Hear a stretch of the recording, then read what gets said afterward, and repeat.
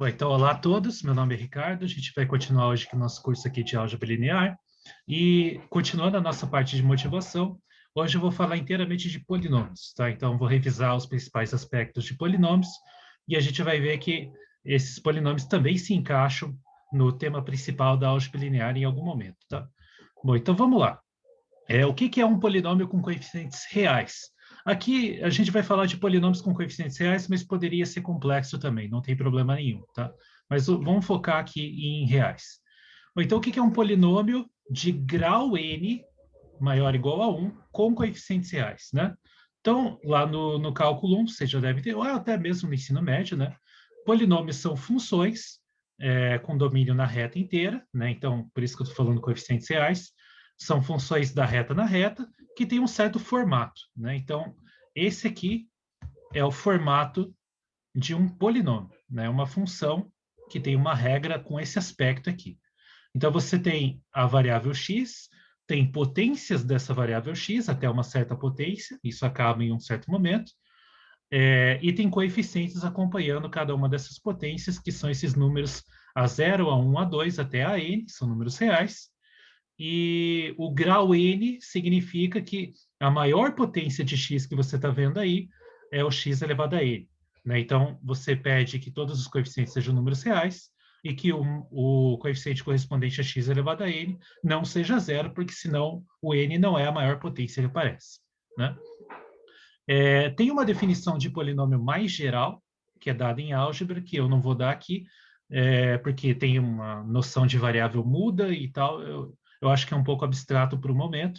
Então, aqui eu vou pensar que polinômios são funções, e no caso de coeficientes reais ou complexos, as definições coincidem, tá? Então, um polinômio é uma função, eu vou pensar assim, é uma função que tem um determinado formato, né? Que é esse formato que está em vermelho aqui. E acontece que polinômios são completamente caracterizados por esses n mais 1 números que aparecem aqui, esses n mais 1 coeficientes, desde o A0, A1, A2 até o AN. Se você conhecer esses números, você conhece o polinômio por completo. Tá? Então, ou seja, né, você não pode pegar um mesmo polinômio e escrever ele nesse formato aqui de duas maneiras diferentes, usando coeficientes diferentes. Não tem como fazer isso. Tá, então, esse é o conteúdo dessa proposição aqui embaixo. Se você tem dois polinômios de grau n e eles estão escritos nesse formato aqui, né? Então, o polinômio p com coeficientes a0 até a n e o polinômio q com coeficientes de b0 até bn. Então, esses dois polinômios são o mesmo polinômio, sem somente ser todos os coeficientes correspondentes coincidem, né? Então, o A0 é igual a B0, o A1 é igual a B1, o A2 é igual a B2 e assim por diante, até o AN é igual a BN. Então, aqui é um sem somente ser, por isso que é essa frase aqui completamente caracterizada. Então, se dois polinômios são iguais, é porque seus coeficientes são iguais, e vice-versa. Que é claro, né? Se os coeficientes são iguais, é claro que os dois polinômios são o mesmo. Então, isso aqui não precisa demonstrar. Então, eu vou fazer a ideia da demonstração da implicação, que é supor que os dois polinômios são iguais, e a gente vai provar que todos os coeficientes correspondentes são iguais. Então, o que significa supor que os polinômios são iguais? Né? Então, como eu estou falando, polinômios são funções. Então, quando eu suponho, né, que os dois polinômios são iguais, isso quer dizer que o valor desses polinômios coincide em qualquer valor de x do domínio da função.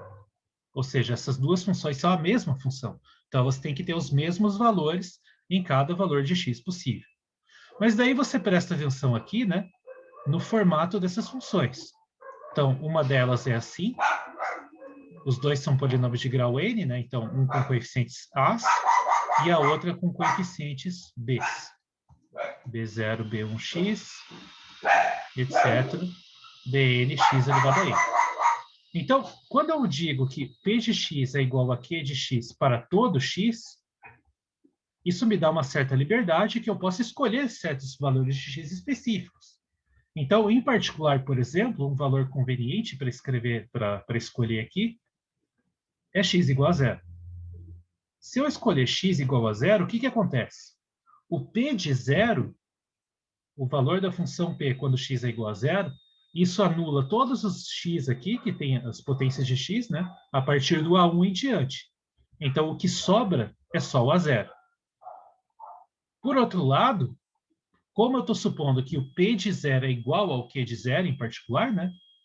Porque os dois polinômios coincidem, então eles têm que coincidir em particular em x igual a zero. Quando eu faço o mesmo raciocínio para Q de zero, somem todos os termos aqui que tem esses coeficientes B1 até Bn, que são as potências de zero, e sobra só o B0. Então, isso implica que o coeficiente A0 coincide com o coeficiente B0. E aqui está uma das coisas que eu queria demonstrar. Então, eu acabei de verificar que os coeficientes A0 e B0 coincidem. Eu preciso ver os outros, mas como que eu faço para verificar os outros? E aí eu vou só dar a ideia aqui, vocês vão perceber que o padrão é bem claro. Tá? Então, se os dois polinômios coincidem, se a função é a mesma, então as derivadas deles também coincidem. Né? Então, se se o polinômio P é igual ao polinômio Q, então a derivada do P tem que coincidir com a derivada do Q. E isso diz para nós, então, que é uma igualdade de funções, a derivada do P é igual à derivada do Q para todo x. Ainda para todo, é uma igualdade de funções, então ainda vale para todo x. Quando você calcula essa derivada em x igual a zero, então a derivada do P em x igual a zero, quando você deriva esse polinômio aqui, ó, você percebe que o termo constante vai embora, aí aparece A1, e depois todos os outros termos vão descer uma potência do x, né? Só que ainda vai sobrar uma potência de x a partir do A2 em diante. Então, o único termo que vai sobrar aqui, sem potência de x, vai ser o A1.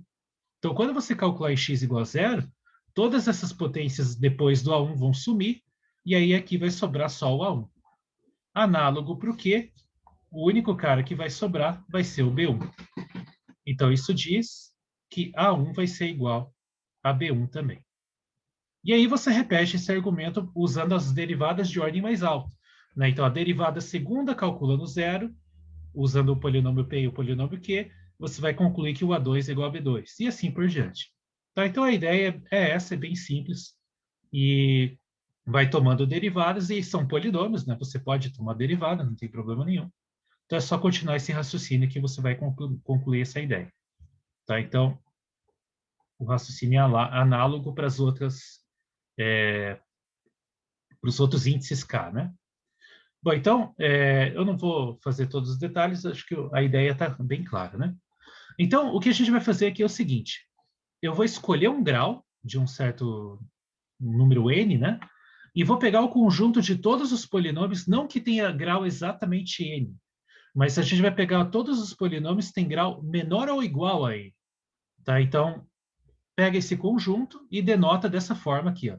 Então, Pn de R é o conjunto de todos os polinômios com coeficientes reais que tem grau menor ou igual a n. Tá? Aí a gente vai simplificar a notação, porque sempre como eu estou falando polinômios com coeficientes reais, para não ficar redundante, ficar escrevendo esse R, eu vou simplesmente denotar ele por Pn. Tá? Então, polinômios de grau menor ou igual. Tá? Menor ou igual a n. Isso é importante enfatizar aqui. Não é grau exatamente n. E aí, vamos lá. Então, esse conjunto aqui, ele tem operações básicas, tá? Então, imagina que você tem dois polinômios nesse conjunto. Aqui, P de x é um polinômio com esse formato. Então, aqui é grau menor ou igual a n, tá? Então, eu não estou exigindo que o AN seja diferente de zero. Ele pode acabar sendo zero, não tem problema. E o Q de x, um outro polinômio também de grau menor ou igual a n, só que coeficientes b's. Bom, então, são funções, certo? São funções de R em R. Eu posso somar funções. Existe uma operação de soma de funções que você aprende lá ou num curso de funções ou no próprio cálculo 1. E como que você faz soma de função? Bom, a soma de função é ponto a ponto, né? Então, a soma de duas funções calculada num ponto x é você calcular cada uma dessas funções no x e somar. Isso por definição de soma de função.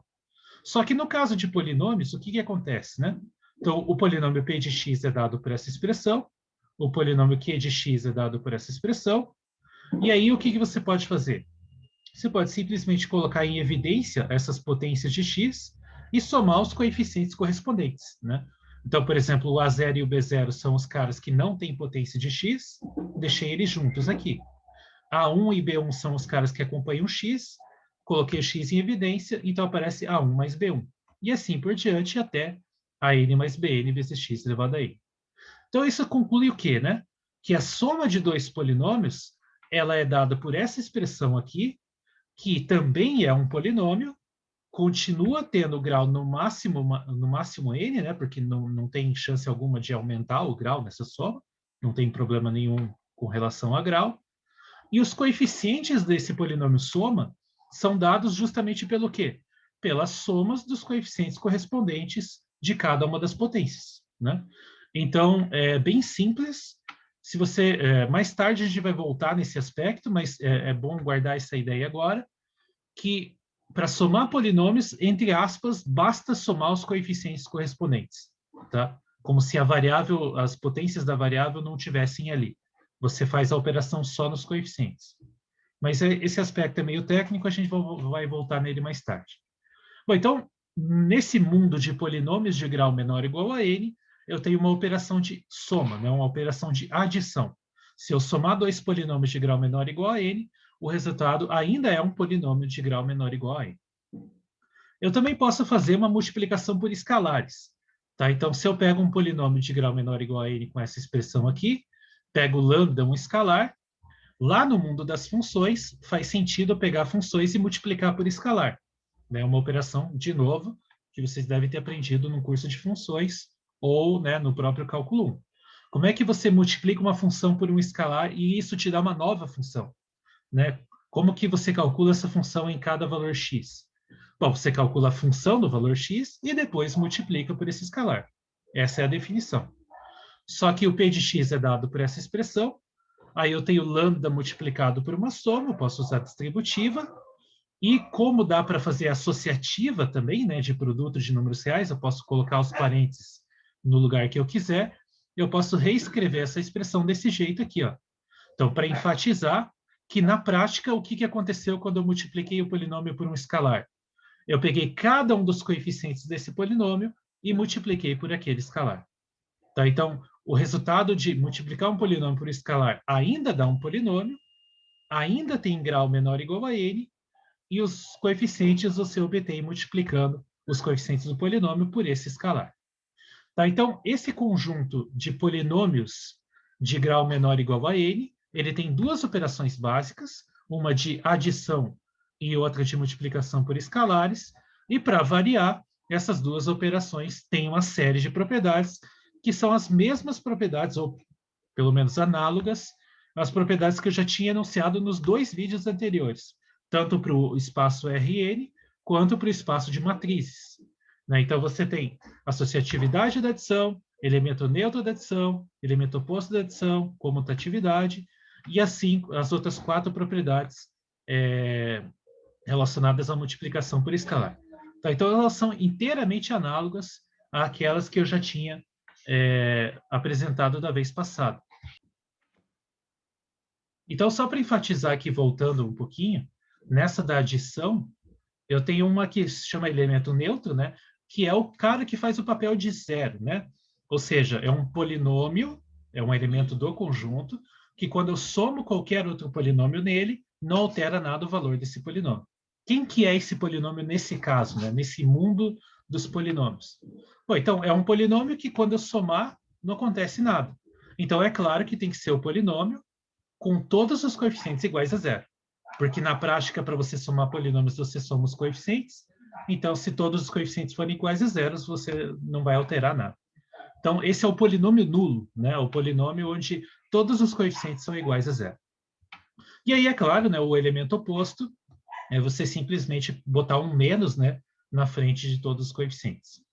Tá, então, essas são as propriedades básicas. E o importante, que daí no próximo vídeo a gente vai voltar nisso, é que espaço euclidiano Rn, conjunto de matrizes de uma ordem fixada, e conjunto de polinômios de grau menor ou igual a n, todos eles são conjuntos diferentes, mas o que eles têm em comum é que todos eles têm duas operações básicas, uma de adição e uma de produto por escalares, E essas duas operações têm essas 8 propriedades que eu estou listando aqui. Tá? Então, a gente vai voltar nisso no próximo vídeo e vai ser um processo de abstração para ir um patamar acima e olhar isso tudo de cima. Tá? Então, antes de fazer isso, eu quero falar um pouquinho mais de polinômios, porque polinômios têm mais algumas operações que valem a pena a gente mencionar aqui. Tá? Bom, então, de novo, polinômios são funções. Outra operação que você pode fazer entre funções é o produto de funções ponto a ponto, né? Que é o análogo de fazer soma e produto por escalar. Como que você faz o produto de duas funções ponto a ponto? Bom, você calcula cada uma das funções naquele ponto e depois multiplica, né? Então, o que que acontece quando você faz isso com polinômios, né? Então, se o polinômio p tem grau n e o polinômio q tem grau m, quando você multiplica os dois, né, você vai fazer uma pancada de distributivas aqui, né? Você vai fazer, por exemplo, A0 vezes B0, A0 vezes A1 vezes B1x, enfim, você vai fazendo um monte de, né, de distributivas aqui.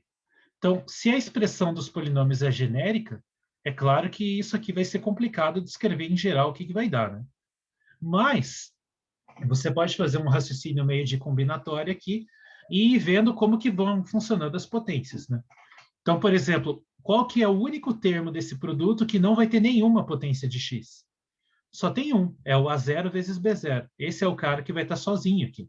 Todos os outros termos têm algum x, então o x vai aparecer de alguma forma. Aí, quais são os termos que têm x elevado a 1? Bom, eu tenho que multiplicar o cara que não tem x com um cara que tem 1x, e vice-versa, né? Então, por exemplo, eu posso fazer A0 vezes B1x, mas eu também posso fazer A1x vezes B0.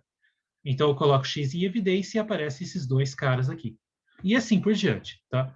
Mas, de toda forma, o cara que vai aparecer a maior potência de x vai corresponder ao pegar o cara de maior potência de x do P vezes o cara de maior potência de x do Q. Né? Então, é AN, BM, e aí vai aparecer o x elevado a n mais m, né? Que vai ser a maior potência que você vai ver aqui.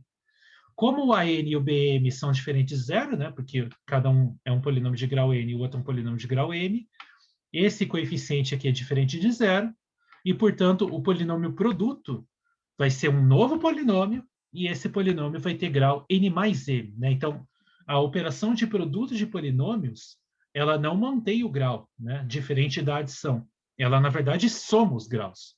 Né? Então, o grau do polinômio aumenta. Então, isso é importante, eu queria enfatizar isso aqui. Outra operação que tem de importante no mundo dos polinômios é que ele tem uma espécie de divisão, né? Você pode pegar dois polinômios e dividir, desde que o grau do cara que você quer dividir pelo outro seja maior ou igual, você pode dividir. Tá? Então, isso é chamado o teorema do algoritmo da divisão. Imagina que você tem dois polinômios. Aqui, para mudar um pouquinho a notação, estou chamando um polinômio de A e o outro um polinômio B. Então, imagina que A é um polinômio de grau n, B um polinômio de grau m, e imagina que o grau do polinômio A é maior ou igual que o grau do polinômio B. Tá? Então, é aquela divisão por chaves. Eu posso dividir o A pelo B. Aí, é igualzinho ao que acontece com números inteiros. Tá? Números inteiros, você também tem essa coisa. Dividir o maior pelo menor, aparece um quociente e te dá um resto, né? Então, na divisão aparece um quociente, e aí aparece aqui um resto. E aí, como que você recupera, qual que é a relação entre esses números, né? No caso de números inteiros. Você recupera o A fazendo o quê? Fazendo B vezes Q e somando o resto. É igualzinho no mundo dos polinômios. Tá? Então, se A é um polinômio de grau n e B é um polinômio de grau m, com n maior ou igual a m, então existem polinômios Q e R. Essa é a diferença, claro, né? Então, em vez de número inteiro, aqui vai manter sendo polinômio. Então, aqui é um polinômio Q de grau m menos n, e R é um polinômio que satisfaz essa desigualdade no grau, tá? Então, o grau do polinômio R é maior ou igual a zero e é estritamente menor do que o grau do cara que você está dividindo aqui. Isso é muito importante, tá? Então, o resto é um polinômio que pode ter tanto o grau zero quanto um grau estritamente menor do que esse grau desse polinômio B aqui. E vale a mesma relação, tá? Então, para recuperar o polinômio A, você faz B vezes Q e soma o R, tá? Por que eu estou enunciando esse teorema? Porque, bom, em álgebra linear a gente usa esse teorema várias vezes em vários exercícios, e o motivo dele é esse que está aqui embaixo, tá? Então, faz o seguinte agora. Imagina que você tem um polinômio de grau n, que é pelo menos 1, tá? Então, um polinômio que não é constante. Imagina que você tem uma raiz desse polinômio, que eu estou chamando de x0, ou seja, é um valor de x que, quando você calcula o polinômio, dá zero. Tá? Então, p de x0 é igual a zero. E agora eu vou criar um polinômio b. É um polinômio b que eu vou usar para fazer a divisão de p por esse polinômio. Então, vou chamar de b de x o polinômio que é x menos essa raiz. Tá? Então, isso aqui é um polinômio de grau 1. E aí, como o polinômio p tem grau maior ou igual a 1, eu posso pensar em dividir o polinômio p por esse polinômio b de x. Tá?